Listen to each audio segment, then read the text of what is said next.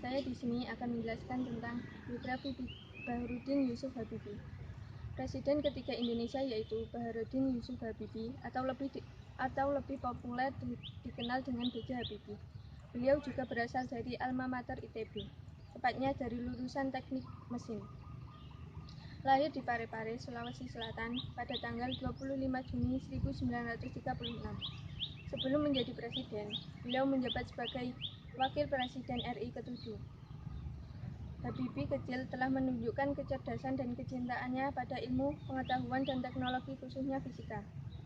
Setelah berkuliah di ITB, beliau melanjutkan pendidikannya di Rennes-Westfalen Technische Hochschule Jerman pada tahun 1955. Beliau menghabiskan 10 tahun pendidikan S1 hingga S3 di Aachen, Jerman.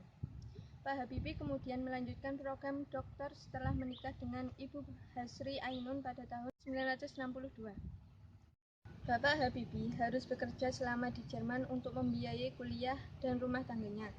Beliau mendalami bidang desain dan konstruksi pesawat terbang.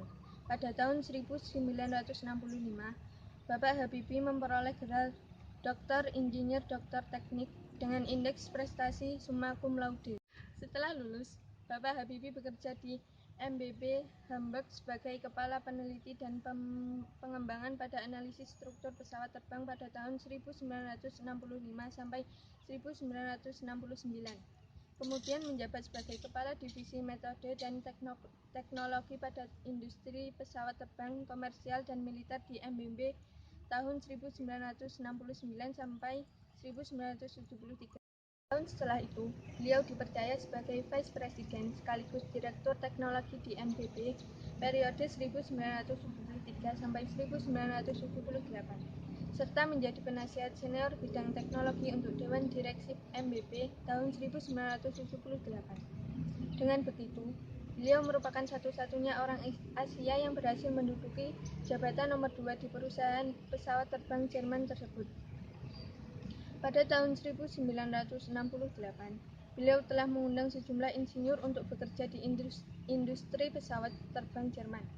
Sekitar 40 insinyur Indonesia akhirnya dapat bekerja di MBB atas rekomendasi beliau.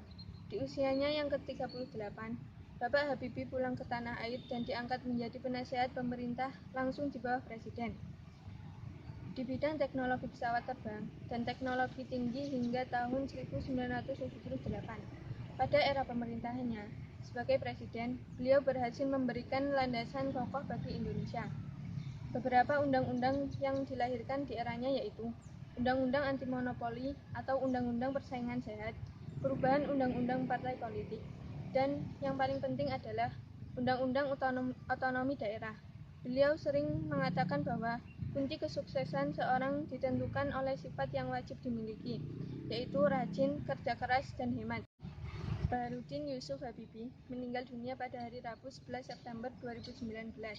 Ia menghembuskan nafas terakhirnya di Rumah Sakit Pusat TNI Angkatan Darat atau RSPAD Gatot Subroto, Jakarta. Habibie meninggal di usianya yang ke-83. Sekian, wassalamualaikum warahmatullahi wabarakatuh.